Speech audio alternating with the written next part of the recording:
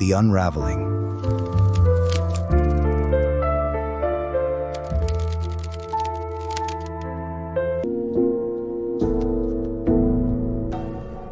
It's 7 a.m. June 13th, 2005. Mandaluyong City. A father runs to a boarding house. Someone says his daughter is acting strange.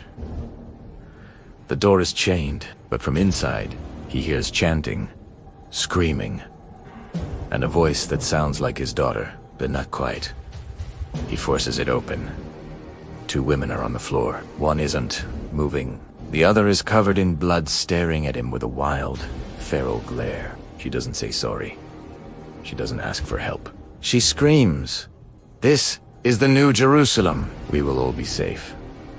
How does a quiet, registered nurse end up like this? And why did the legal system refuse to believe she was insane for years? The accused is Mayor Claire Ruiz. Shy.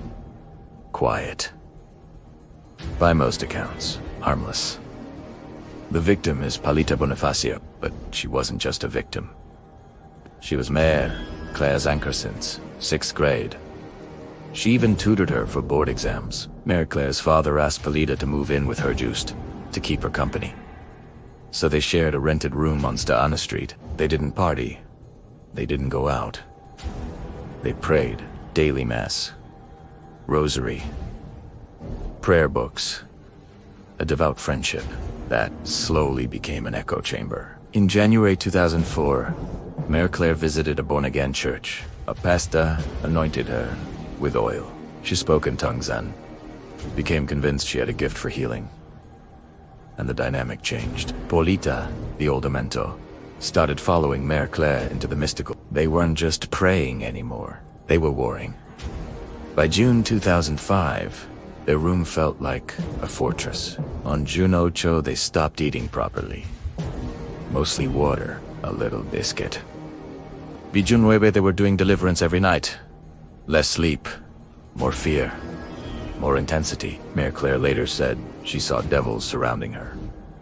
Felt them touching her skin. She believed the Virgin Mary appeared and gave her a cross. She began seeing blood that wasn't there. She kept wiping her hands, mimicking cleansing the room like she was fighting something only she could see. June 11th, 2 days before the killing, they visited a convent. Mayor Claire, deep in mania, accused major religious figures of being demons in disguise. No medical help came, only anger. They were told she was possessed, sent away. That rejection poured gasoline on the fire. Back in the room, they prayed until 3 a.m., woke up at 8, kept praying. The outside world disappeared.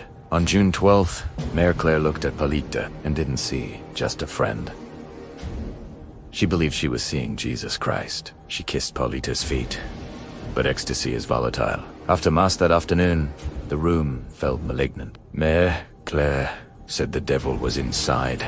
She fought invisible enemies, exhausted, dehydrated, psychotic. Early morning, Junetress Mayor Claire looks at Palita. The holy image is gone. In her mind, Palita transforms. Horns. Evil. Not her best friend anymore, something else. She hears a voice she calls Mama Mary. It tells her what to do. In her mind, it's not violence. It's a ritual to save a soul. The attack is real, and it's fatal. Later reports describe severe blunt force injuries. Palita dies in that room. When her father breaks in, Marie Claire doesn't recognize him. He fights like he's an intruder in a spiritual war. It takes minutes to restrain her. A police officer finds her hysterical shouting religious words, detached from reality. In court, he says, "Wala siya sa sarili." You'd think insanity defense, right? Nakedness, chanting, hallucinations, no clear motive.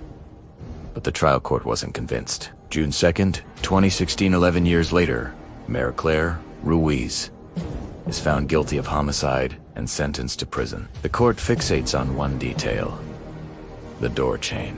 They argue it proves she tried to hide the crime so.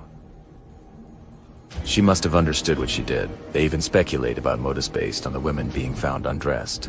The appeal is denied. She's headed to prison. Then the case reaches the Supreme Court. October 2020, for nearly 20 years after Polita's death, the story changes. The Supreme Court questions the chain theory. If the father saw someone chaining the door from outside, how could Mary Claire be inside at the same time? Two psychiatrists testified. One observed her immediately after, confused and dehydrated. Another, from the National Center for Mental Health, diagnosed schizophrenia, paranoid type. The court says you don't need a psychiatrist in the room during the killing. You look at behavior, incoherence, bizarre actions, extreme disconnection from reality. Verdict: acquitted, exempt from criminal liability due to insanity. But she doesn't walk free. She's ordered confined for treatment until deemed safe. This case is a reminder. The mind can break faster than we think, especially with fasting, sleeplessness, and obsession. And sometimes the justice system searches for motive when the truth is psychosis. If you want more true crime cases like this, follow for part 2 stories every week.